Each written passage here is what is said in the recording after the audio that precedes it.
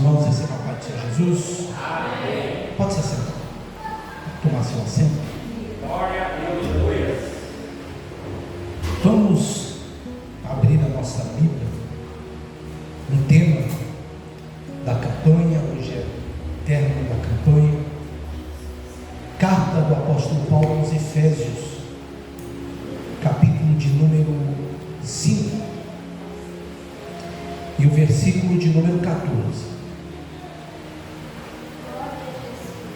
E entendemos que é uma palavra de reflexão, né? Vocês que estão aí durante toda esta campanha ouvindo o mesmo tema, porém cada mensagem, né, com uma inspiração dada pelo Espírito Santo diferente, tratando de assuntos conforme o querer e a vontade de Deus. E pode ter certeza que não vai ser diferente, porque, como eu disse, é um tema de reflexão e muito atual para os nossos dias. Versículo 14 vai dizer: pelo que diz, desperta, ó tu que dormes, e levanta-te dentre os mortos, e Cristo te esclarecerá. Amém? É interessante nós observarmos aqui que o apóstolo Paulo, quando ele traz esta mensagem à igreja que se encontrava ali na cidade de Éfeso, ele usa dentro desse texto uma metáfora espiritual, ou seja, ele traz uma imagem simbólica, e dentro dela ele fala sobre dois assuntos. Ele fala sobre dormir e ele fala sobre despertar, duas coisas importantes que a igreja naqueles dias precisava saber, e nós também, porque o apóstolo Paulo, ele estava procurando explicar que na vida espiritual algumas coisas estavam acontecendo lá na igreja da cidade de Éfeso. E quando nós olhamos para a igreja dos dias atuais, nós também entendemos que as mesmas coisas que estavam acontecendo lá na igreja de Éfeso são coisas que acontecem também nos dias atuais. A primeira coisa que ele fala dentro desta imagem simbólica é justamente sobre o dormir.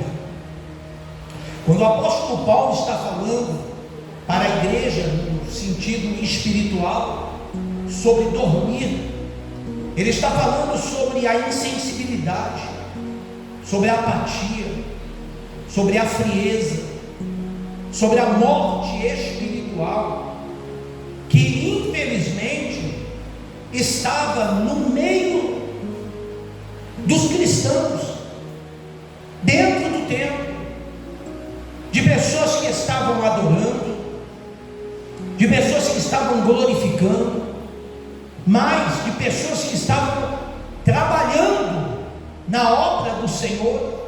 Mas o apóstolo Paulo estava dizendo que mesmo assim havia pessoas que já tinham morrido na vida espiritual, e isso justamente era uma palavra de despertamento. Tanto é que ele diz: desperta, porque ele estava falando com aqueles poucos ou remanescente que ainda estava vivo na vida espiritual, para que esses também não viessem morrer na vida espiritual.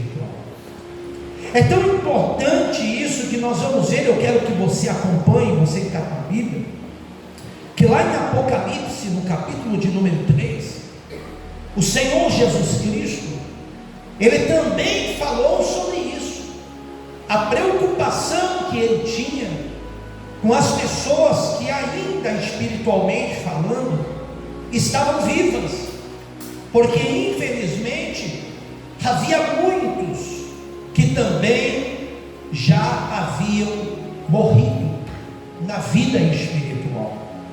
Se você abrir a sua Bíblia em Apocalipse capítulo 3, perceba que no versículo de número 1, dentro dessa revelação que é entregue ao apóstolo João, a palavra de Deus diz: e ao anjo da igreja que está em Sardes, escreve, e isto diz o que tem os 7 Espíritos de Deus e as 7 estrelas. E olha o que ele diz: eu sei as tuas obras, que tem nome de que vives, mas estás morto.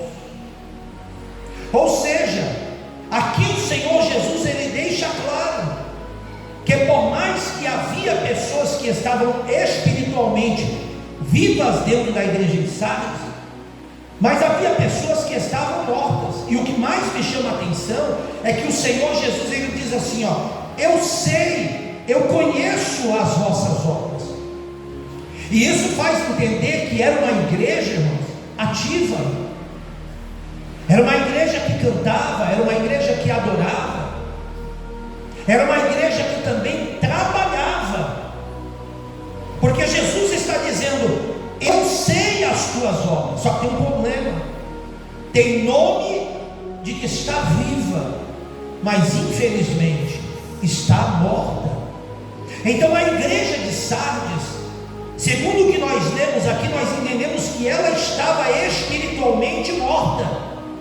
Exteriormente, ou seja, por fora, como nós vemos uns aos outros aqui, ela parecia estar viva, ela parecia estar ativa, justamente em função do culto, da liturgia, da adoração, de não perder cultos muitas das vezes, de estar ativa trabalhando na obra do Senhor. Eu acredito que esta igreja ela tinha uma reputação de sucesso e de espiritualidade.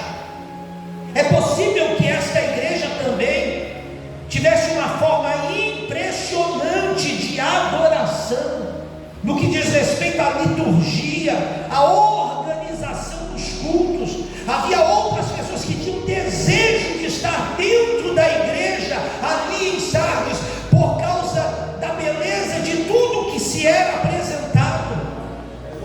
Só que a grande verdade é que o verdadeiro poder e a retidão do Espírito Santo já se tinha saído da igreja de Sardes.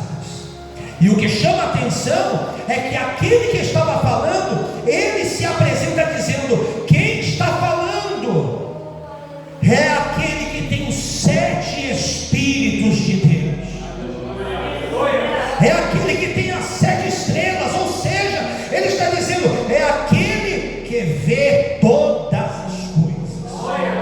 E aí eu estava meditando nessa palavra, e Deus me fazia entender, irmãos, que infeliz, ou até mesmo insensato, louco, é o homem que muitas das vezes acha que está enganando ao pastor, que acha que está enganando a igreja, que acha que está enganando a todos, mas na verdade, irmãos, ele está enganando a si próprio, porque não tem como se enganar a Deus. A palavra do Senhor ela diz que os olhos de Deus estão em todos os lugares,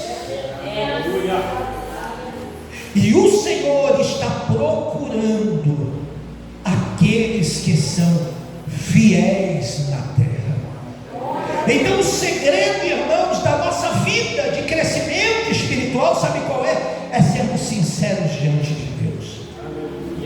Nós não temos dúvidas, independente de sermos obreiros ou não, todos nós, irmãos, somos iguais, todos nós somos tentados, todos nós temos nossas limitações, todos nós temos o nosso momento de fraqueza. Não pense que por você ter uma credencial de pastor, você é maior do que alguém. É o contrário, irmãos. Todos nós temos que cair de joelho, todos nós temos que ter o nosso altar, todos nós temos que buscar uma vida de quebrantamento, de busca sincera em Deus, irmão,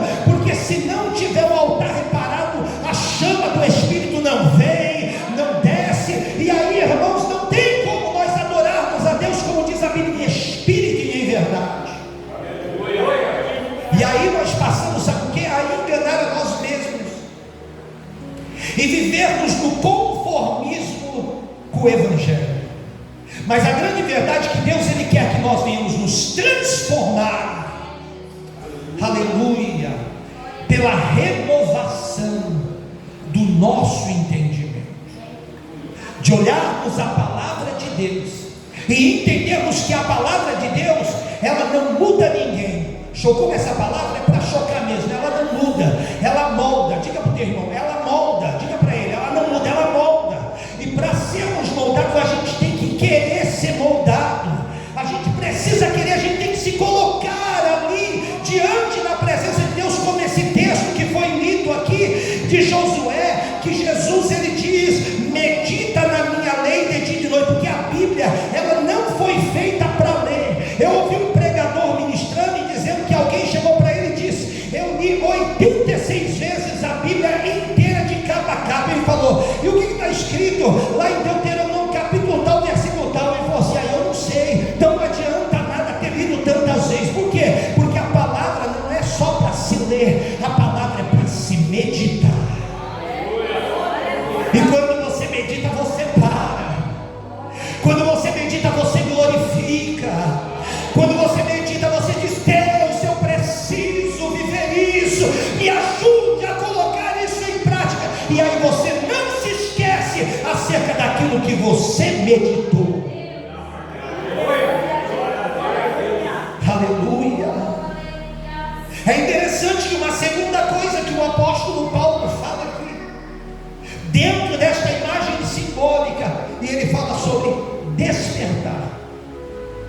E aí eu estava buscando em Deus, e Deus me trouxe duas coisas importantes para nós meditarmos aqui nesse momento de reflexão.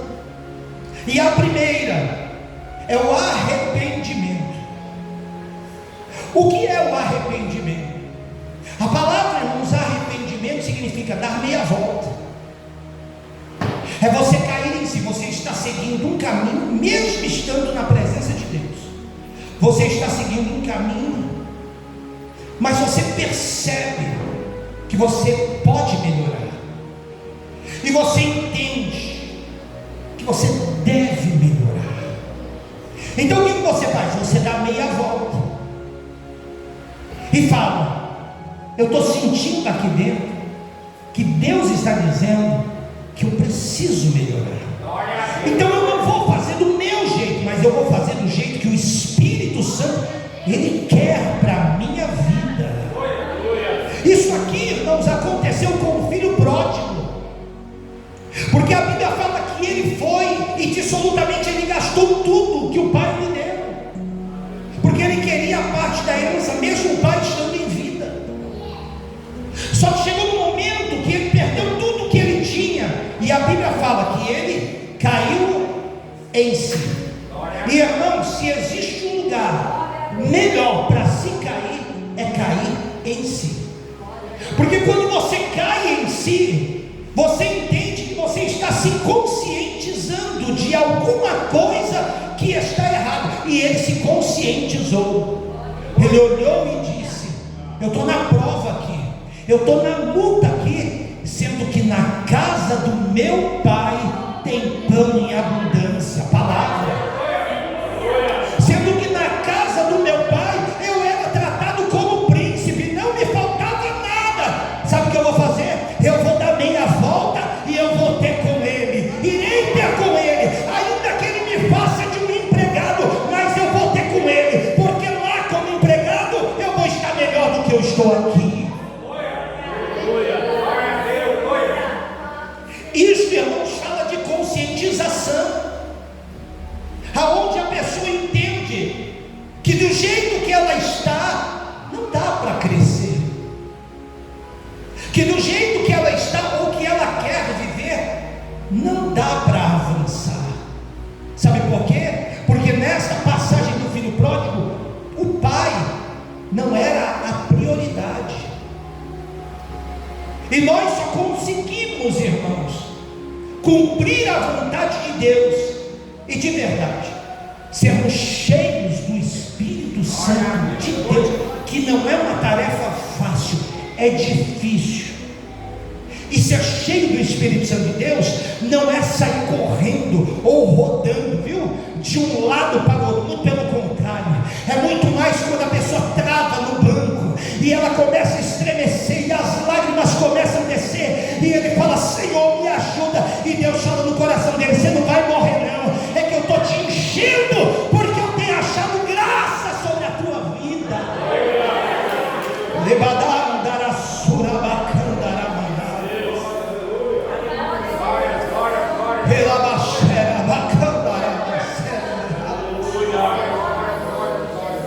A gente entende, irmãos, que a conscientização ela é fundamental. Ela é fundamental para nós crescermos na vida espiritual. Porque independente, irmãos, de quem estiver ministrando aqui, os demais estão como ouvintes. E muitas das vezes eu estou como ouvinte. E o meu papel, irmãos, é ouvir a palavra de Deus, guardar a palavra de Deus e procurar em sinceridade, não só aqui dentro, muito mais lá fora do que aqui dentro, cumprir a palavra de Deus sobre a minha vida, entendendo, irmãos, que aqui todos nós somos crentes, todos nós adoramos, todos nós glorificamos, mas, irmão, o difícil é ser crente lá do lado de fora, aonde ninguém vê, mas os olhos do Todo-Poderoso, todos os momentos, Ele está sobre cada um de nós.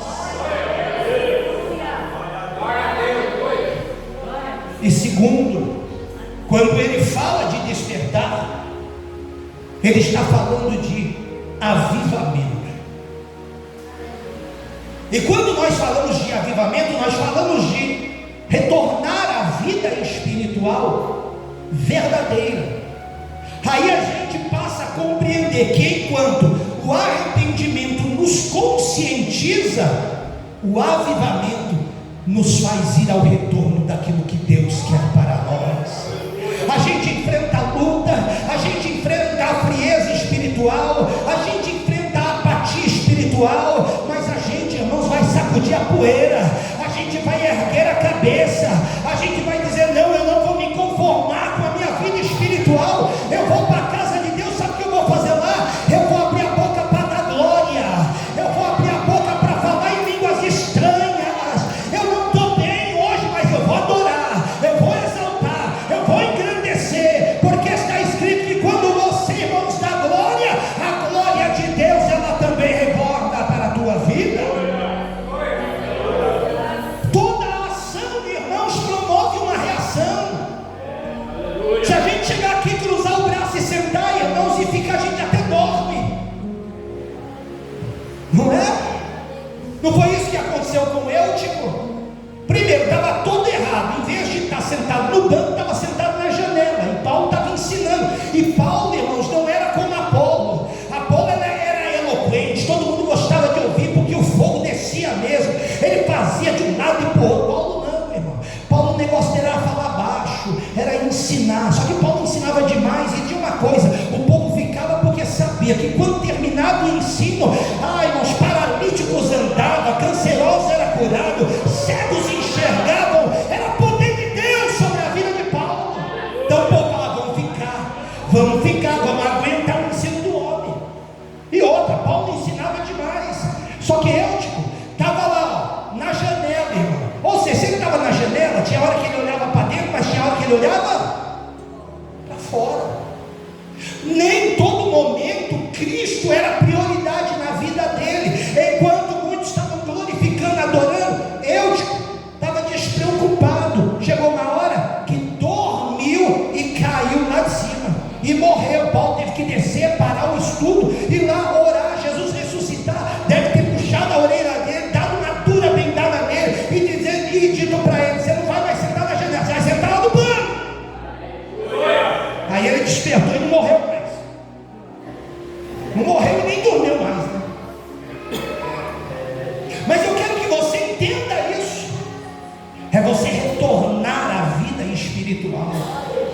É você entender que todos nós, irmãos, precisamos a cada dia buscar, nos renovar, nos encher de Deus. E o mais principal, não nos conformarmos com a nossa vida espiritual. Enquanto estiver bom, irmãos, a gente nunca vai melhorar. A gente fica: tá bom do jeito que está, tá bom do jeito que está.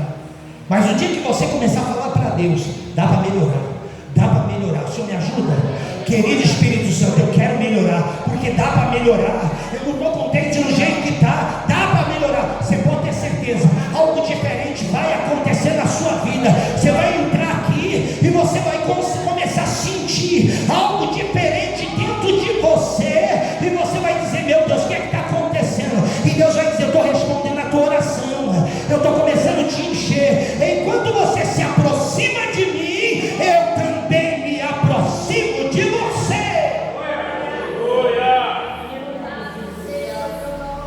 É tão interessante falarmos sobre isso, porque por mais, irmãos, que pareça ser um paradoxo, mas a grande realidade é que é possível, primeiro, você estar aqui dentro e estar dormindo.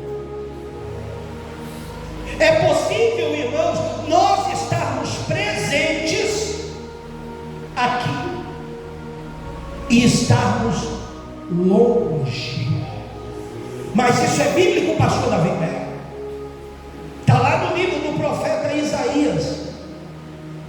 Eu não marquei porque está descendo agora, mas depois você procura lá, você vai achar. Hoje com a facilidade que tem com o Google, com chats e tanta coisa, né? Você procura lá que você acha. O povo estava adorando a Deus e Isaías estava contente. Qual é o profeta que não fica contente em ver o povo adorando, buscando? Eles estavam igual nós aqui, oferecendo aquele culto abençoado a Deus, e o profeta no coração dizendo: que vence, Israel está na presença de Deus. Aí de repente a voz do Eterno ecoou dentro dele e disse: esse povo, Isaías, que me louva com os lábios, o coração está longe de mim. Aleluia. Aleluia.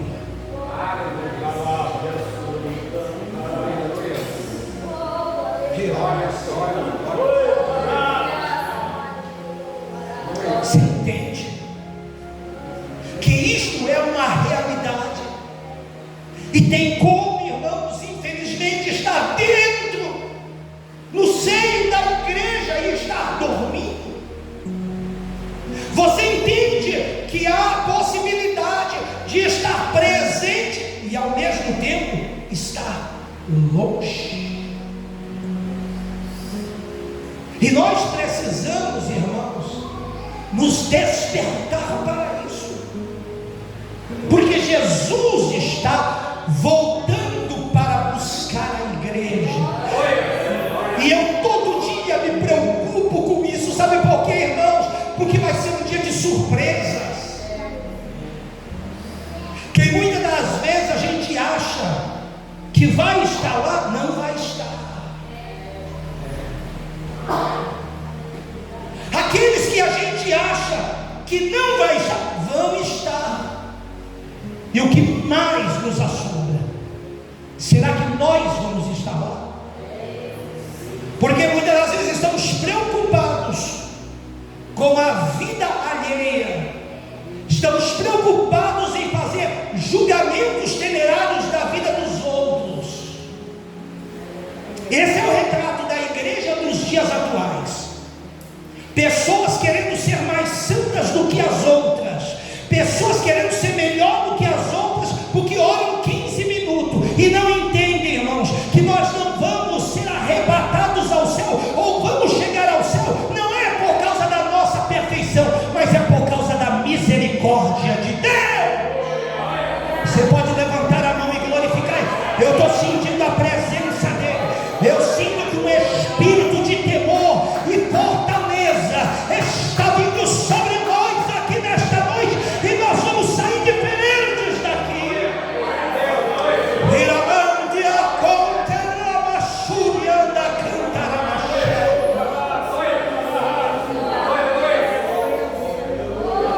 Ou retornamos a Deus, ou Deus sairá de nós.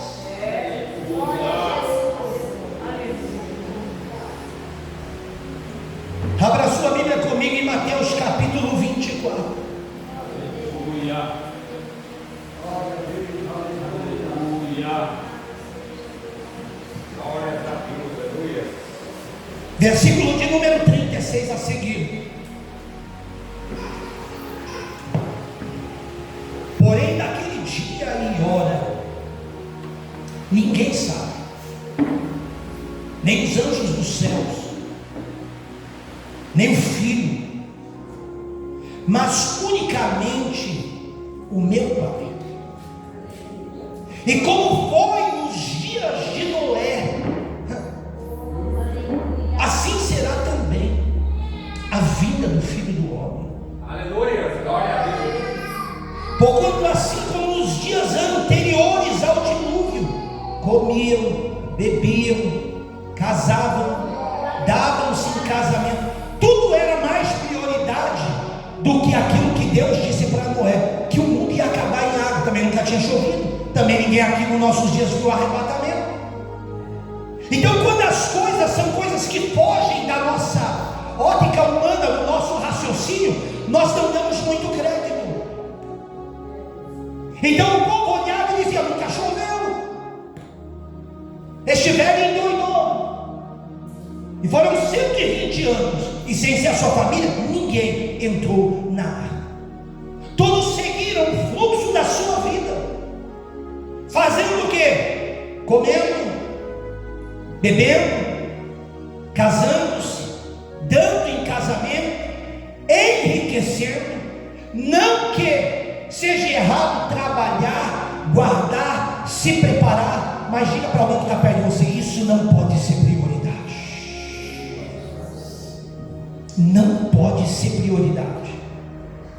Sabe por quê? Porque a qualquer momento Jesus pode voltar. E eu vou falar de uma coisa que tem muito pregador que tem medo de falar, mas é uma realidade. Jesus pode voltar a qualquer momento. A trombeta pode tocar, e aqueles que estiverem acordados podem subir, e Jesus pode voltar para qualquer um de nós a qualquer momento. Hoje a gente está aqui, mas a gente não sabe do dia de amanhã. Eu lembro lá em São Paulo, eu ministrei num culto fúnebre. Um obreiro faleceu e eu ministrei num culto fúnebre. Nós estávamos em alguns pastores, isso num sábado. Quando chegou no outro sábado, o obreiro que estava do meu lado estava no caixão e eu estava no altar pregando de novo. Você entende isso? A gente não sabe do dia de amanhã, irmãos. É por isso que, oh Deus, Jesus ele diz: não ajunteis tesouros na terra, onde o ladrão ele mina e a traça corrói, mas ajunteis tesouro no reino do céu, porque onde estiver o teu coração, lá também estará o teu tesouro.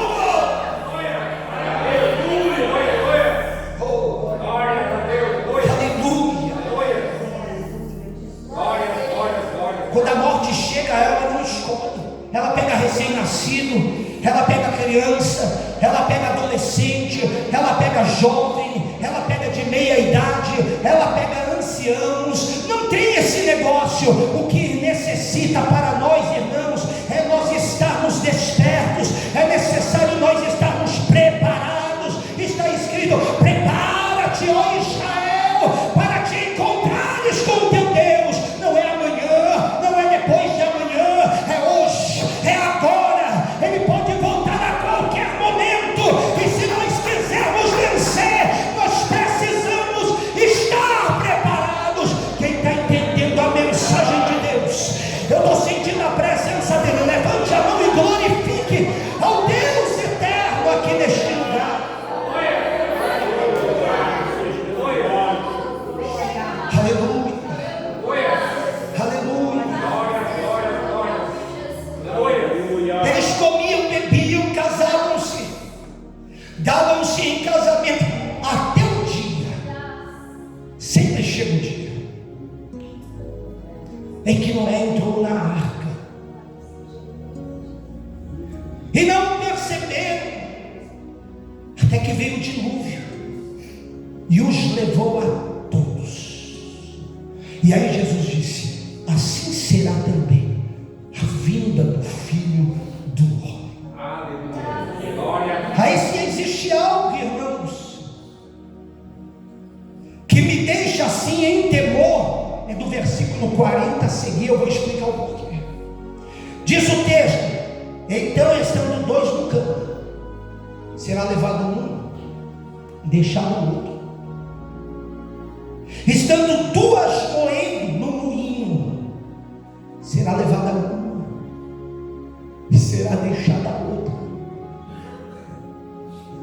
Irmão, sabe o que Jesus está querendo dizer com isso? É que dentro da igreja existe duas igrejas. Existe a igreja que vai subir, mas existe a igreja que vai ficar.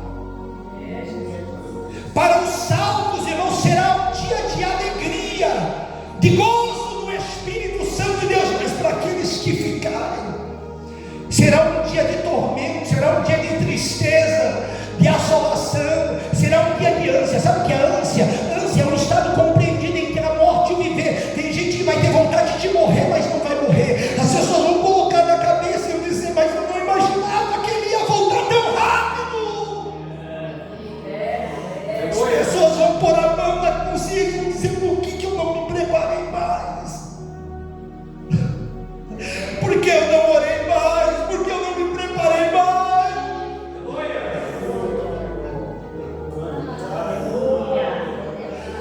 Seja sensível nesta noite a voz do eterno Deus.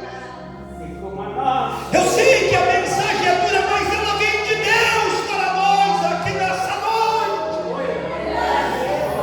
Limando na vassoura de candaramacheia.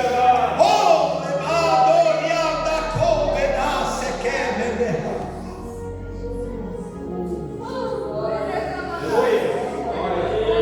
Mas ainda ele não voltou. Dá tempo de nós nos despertarmos, de nós buscarmos, de nós nos enchermos da graça e do poder do Deus Altíssimo.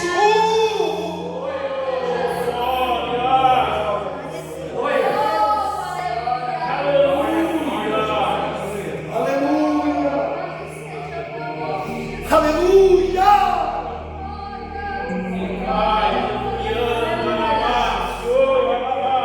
Vigiai, pois, porque não sabeis a que hora há de vir o vosso Senhor.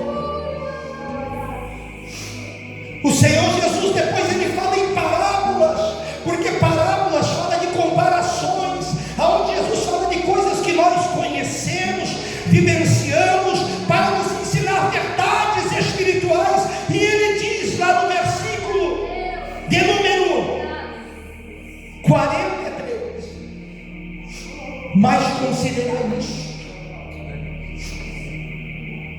Se o pai de família soubesse a que vigília da noite havia de vir um ladrão, vigiaria, não deixaria que fosse arrombada a sua casa. Quem que vai dormir e deixa as portas abertas? Quem vai dormir e não passa corrente no portão? Quem vai dormir tendo garagem e deixa o carro ou a moto do lado de fora? Quem vai dormir e não confere se as janelas estão fechadas? Está entendendo? Você não vai dormir às vezes, você ainda confere 2 vezes. Os homens que estão comigo sabem como é isso. Você além de ter que proteger você, você tem que proteger os seus que estão com você. Então você confere, às vezes você até nem vai falar, epa, deixa eu dar uma olhada para ver se a porta tal lá está fechada. Jesus estava dizendo, como vocês fazem isso todo dia, assim tem que ser na vida espiritual. Vigiai hoje, vigiai amanhã, vigiai depois de amanhã, perseverem na vigilância, porque na vossa vigilância consiste a salvação de vossas almas. Eu estou sentindo a presença do eterno Espírito de Deus aqui.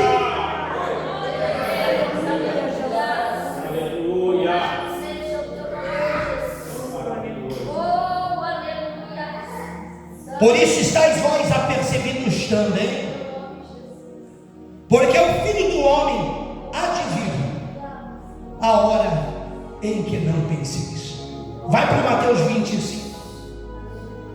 Eu já estou quase no final, mas eu preciso entregar essa mensagem inteira aqui nessa noite. Eu preciso, porque essa mensagem não é minha. Essa mensagem, por mais dura que ela seja, mas ela é de Deus para a sua vida. E se tem uma coisa, irmãos, que há 30 anos eu aprendi, é não fugir daquilo que Deus nos manda entregar.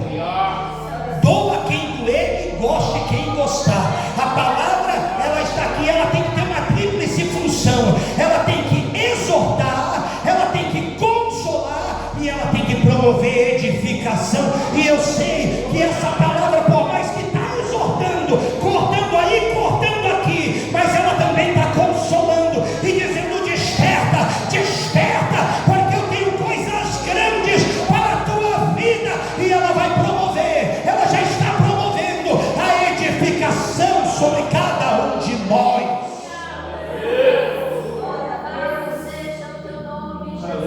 Capítulo de número 25. Então o reino dos céus será semelhante a 10 virgens que, tomando as suas lâmpadas, saíram ao encontro do esposo. 5 delas eram prudentes e 5 loucas. As outras, tomando suas lâmpadas, não levaram azeite consigo, mas as prudentes levaram azeite em suas vasilhas com as suas lâmpadas. E tardando o esposo, tosquenejaram todas e adormeceram. Mas à meia-noite ouviu-se um clamor. Era o clamor do Espírito Santo. É Ele que vai avisar. E Ele vai dizer desse jeito: aí vem o esposo.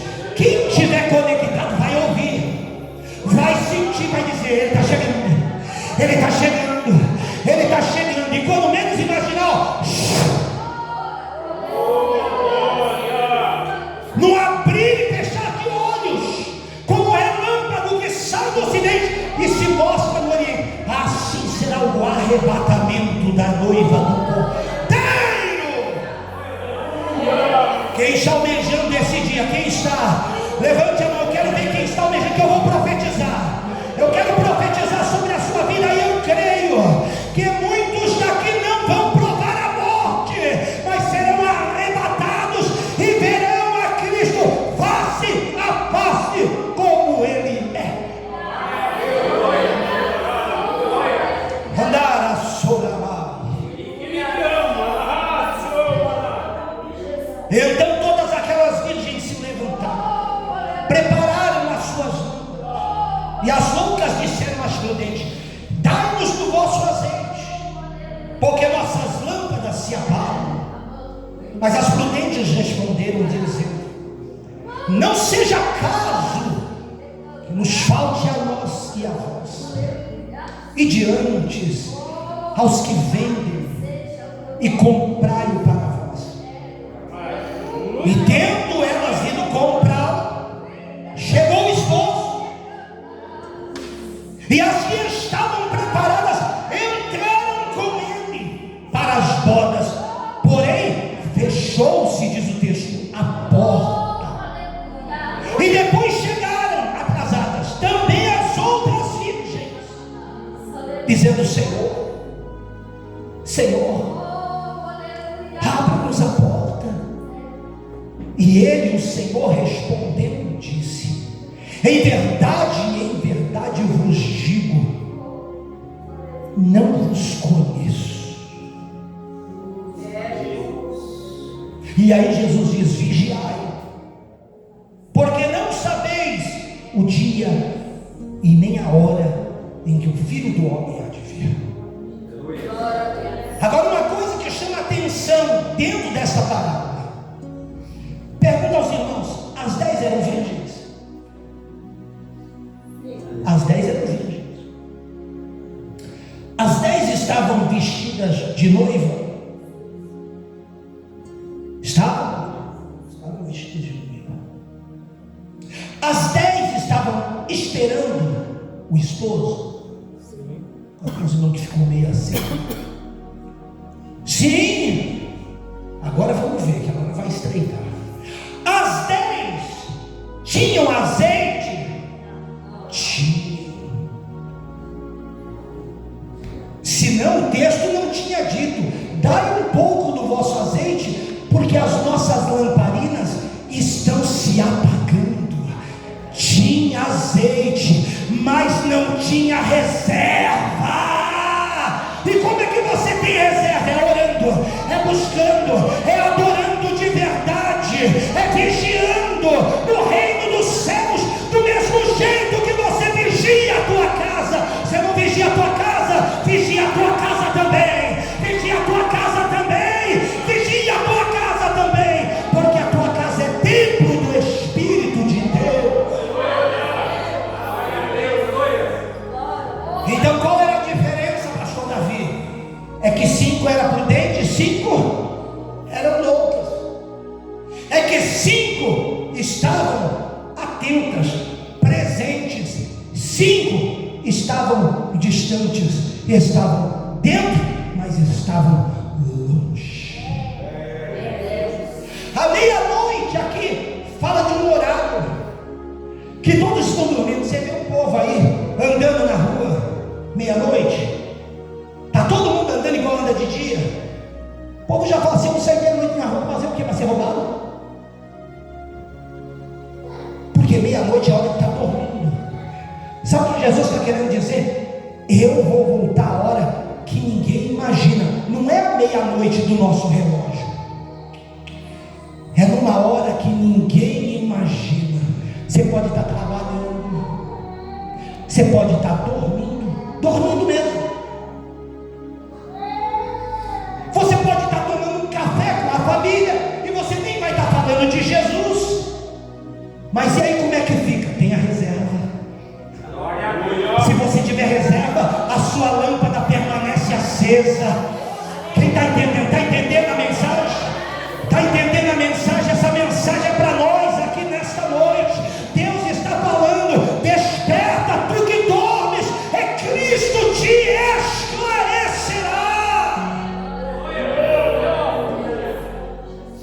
Aleluia. E isso nos faz entender o quê? Que se as 10 eram virgens, se as 10 eram vestidas de noivo, se as 10 estavam esperando o noivo, se as 10 tinham azeite, irmão, olhando assim, na igreja, eu não estou dizendo nós, eu estou dizendo no contexto geral, todo mundo é igual, todo mundo vai para o céu. Não tem umas igrejas que falam assim: ó, quem vai para o céu, irmão? Tem gente que pula.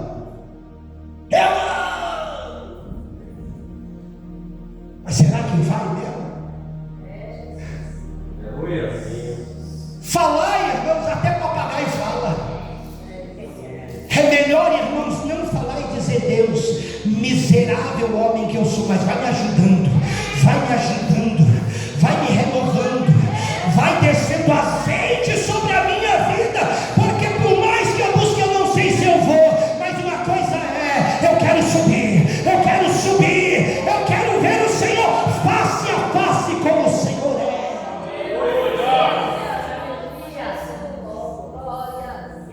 Lembra a parábola do joio e do trigo? O joio e o trigo, para quem já mexeu aí com plantação, sabe, mano, não dá para separar o joio do trigo enquanto está crescendo. É só depois que florescer você consegue discernir o que é trigo para levar para o celeiro e o que é joio para lançar no fogo. Então, enquanto estamos aqui, irmãos, somos todos iguais. Todos damos glória a Deus, todos damos aleluia, todos falamos em línguas estranhas. Mas, irmão, naquele dia, os 7 Espíritos de Deus, Ele sabe e Ele vai decidir quem vai subir e quem é que vai ficar. Mas eu quero profetizar que daqui ninguém vai ficar. Você pode dizer para o teu irmão: nós não vamos ficar. Profetiza para Deus: nós não vamos ficar, nós vamos subir. Nós vamos subir, nós vamos se esforçar, nós vamos se despertar e a gente não vai ficar. Em nome de Jesus, você crê nisso? Nós vamos subir em nome de Jesus.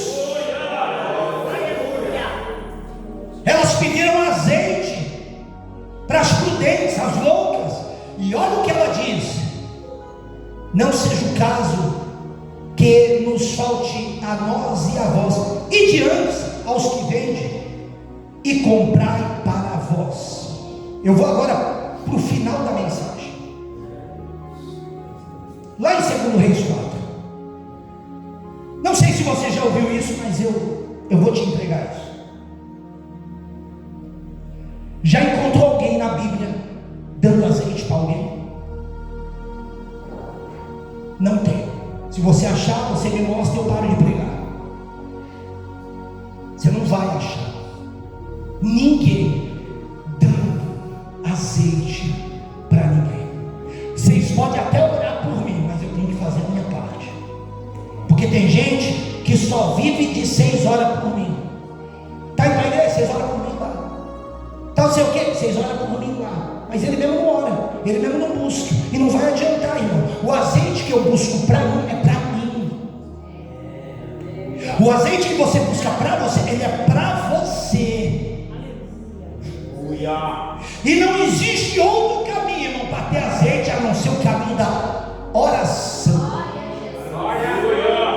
Mas é tão difícil orar. Mas é assim: tudo que nos custa alguma coisa é sacrifício. Se não custa nada, não é sacrifício. Se não for sacrifício, não nos custa nada. E aí não resolve. Qual é mais difícil? Você passar alguns minutos de joelho orando, ou o sacrifício que Cristo ofereceu na cruz do Calvário? Maior sacrifício Ele ofereceu por nós. Então, por mais que venhamos fazer aqui, não é nada perto do que Ele fez e ainda vai fazer, se nós nos mantermos acordados diante da presença dEle. Quando você olha 2 Reis 4, a Bíblia vai falar sobre uma mulher que era casada com um servo dos profetas, que era profeta, que servia a Deus. E ela disse que o marido morreu, ela ficou viúva, estava com dívidas, e ela disse para Eliseu: os credores vieram aqui cobrar dívida e falaram que se eu não arrumar o dinheiro, eles vão levar meus filhos. O profeta olhou para ela e disse: e o que eu posso fazer por você? O que eu posso fazer por você? Existem coisas que é assim, irmãos. Se a gente quer receber, a gente tem que buscar. Às vezes você pede oração para tanta gente, mas na hora do vamos ver, ele se esquece de orar por você. Não ora você por você e pelos seus, para você ver se alguém vai orar por você. Às vezes você se esquece de orar pelos seus. Aí você quer que um estranho lembre dos seus. Ele disse para ela: você tem casa. Para nós não é aquela casa onde ela repousava o sono. Ela disse: eu não tenho nada a não ser um vaso de azeite. Aí ele disse assim: ó, ide pela vizinhança e buscai vasos. Pegue vasos emprestados, pegue o máximo que puder. Aí ele fala: e entre com os teus filhos no teu quarto, lugar de secreto, lugar de intimidade, lugar que quando alguém vai na sua casa, você não leva ninguém lá para o teu quarto, você leva na sala, você leva na cozinha. Se precisar ir no banheiro, você fala: o banheiro é logo ali. Mas no teu quarto você não leva. Por quê? Porque o teu quarto é o lugar da tua intimidade. Deus está falando: o quarto é o lugar da intimidade, é o lugar onde você se achega a mim e eu me achego a você. E ela entra com os filhos no quarto. E aí eu entendo o mistério que existe nessa palavra. Antes de Deus fazer por você, naquilo que você precisa aí fora, Deus ele quer agir em você. O mistério ali começou, foi nela, no vaso que ela tinha. O vaso precisava era de azeite. Está entendendo? Você está precisando de azeite. Eu preciso de azeite. Nós precisamos de azeite. Agora, quando esse vaso se encher de azeite, acredite, o que você precisar, Deus vai te dar. O que você precisar, você vai ver Deus fazer. Porque Jesus mesmo disse: se vós estiveres comunhão. E ele disse: se a minha palavra está sendo pregada hoje aqui estiver em vós, pedireis tudo o que você quiser, e eu te darei, eu te darei, eu te darei, eu te darei, eu te darei. Porque Deus, irmão, tem um compromisso com quem se enche do azeite dele.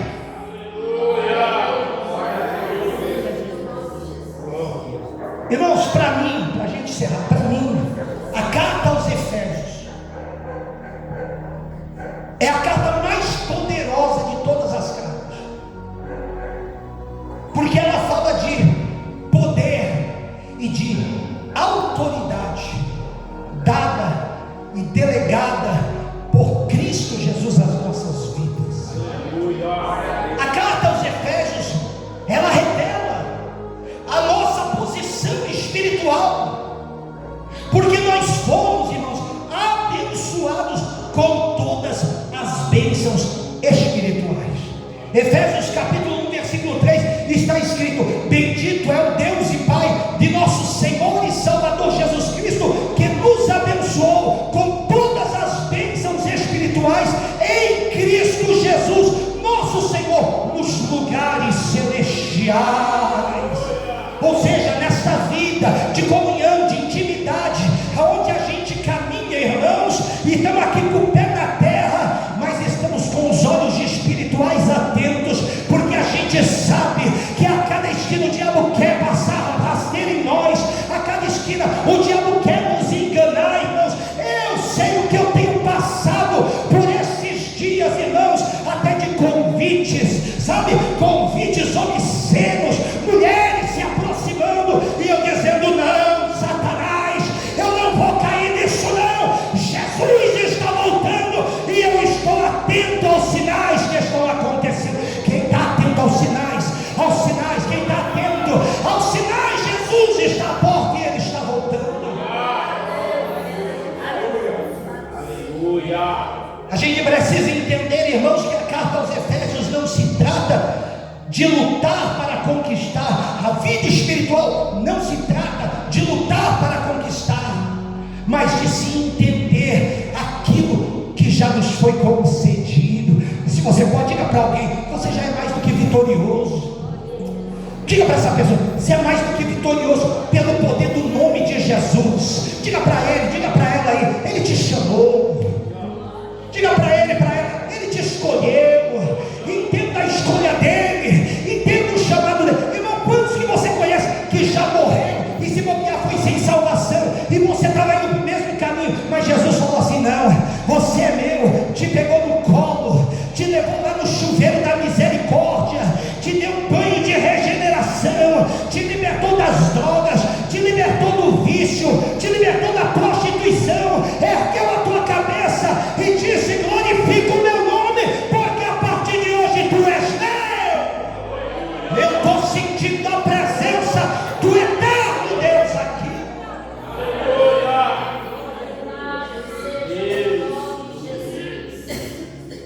Nós já recebemos graça e salvação, graça, favor e merecido, salvação, livramento de morte. É por isso que eu sempre digo, irmãos, tudo é pela misericórdia de Deus. O que a gente precisa fazer? Só buscar e estar atento, irmãos. É difícil assim? Manter a vida espiritual acesa?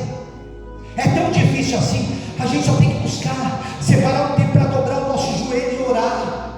Se você pode, separe uma manhã e fala: não vou tomar Nescau hoje, não vou comer um pão doce hoje. Mas por que, amor, você não vai? Porque eu vou ficar no óleo com Jesus. Você pode ter certeza que o seu cônjuge vai falar: não vou tomar também. E aí você vai passar a manhã inteira com Jesus, lendo a Bíblia, cantando um louvor, e vai falar: eu só vou almoçar, e essas 3, 4 horinhas eu vou dedicar a Jesus. E você vai ver a chuva de bênção que se manifestará sobre a sua vida, porque o segredo da nossa vitória é estarmos em Cristo Jesus nosso Senhor. O que significa estar em Cristo? É estar ligado nele.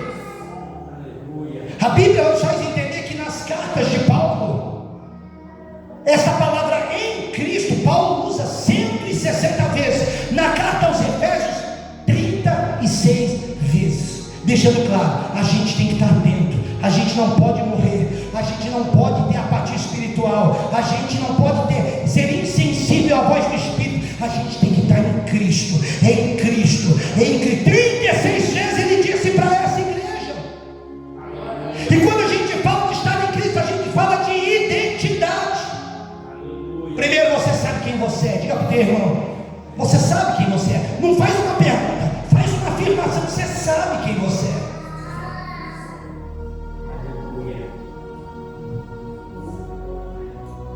Você sabe onde você está na vida espiritual. Você sabe como você é espiritualmente. E o mais, você sabe a quem você pertence. E em contrapartida, a autoridade é você viver e agir a partir da posição que Cristo te deu. E a gente entende que não é por nossas forças, mas é pela misericórdia de Deus. Se coloque.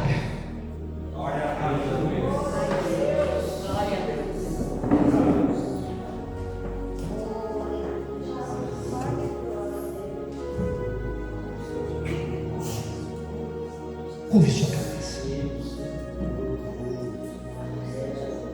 Você tem coragem?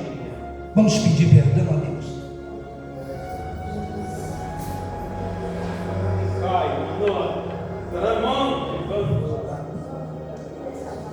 Lavassura.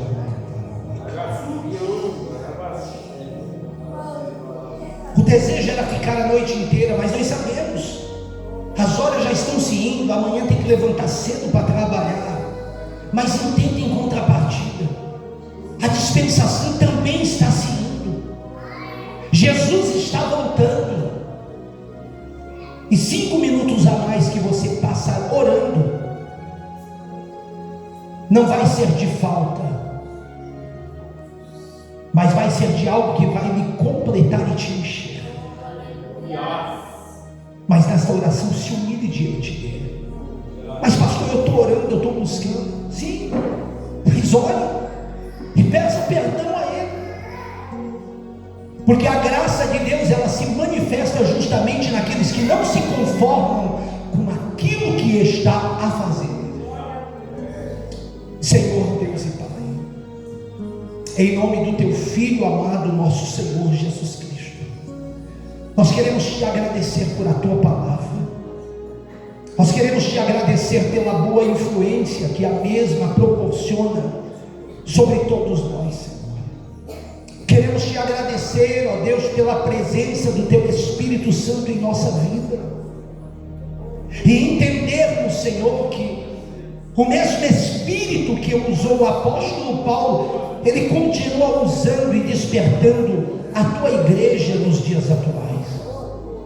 Por isso, Senhor, nós te pedimos perdão nessa noite, e pedimos ao Senhor, não permita que venhamos ficar se a trombeta tocar, e não venhamos também morrer, Senhor, dormindo na nossa vida espiritual.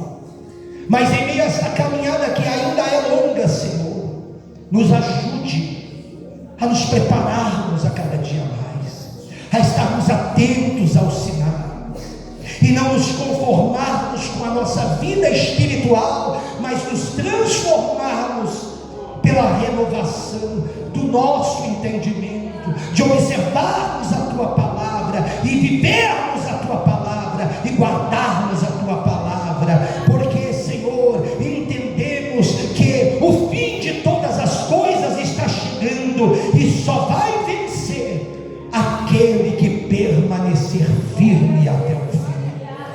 Que a tua graça, Senhor, ela nos cubra nesta noite, que possamos a cada dia estarmos revestidos pelo sangue de Jesus, contra tudo aquilo que se levanta como oposição contra a nossa vida espiritual, e nos dá firmeza espiritual, compromisso com a tua palavra, compromisso com as ferramentas que deixastes para nós na oração, no jejum e na vigilância, e nos dá condição, Senhor, de sempre que entrarmos aqui, vermos os céus abertos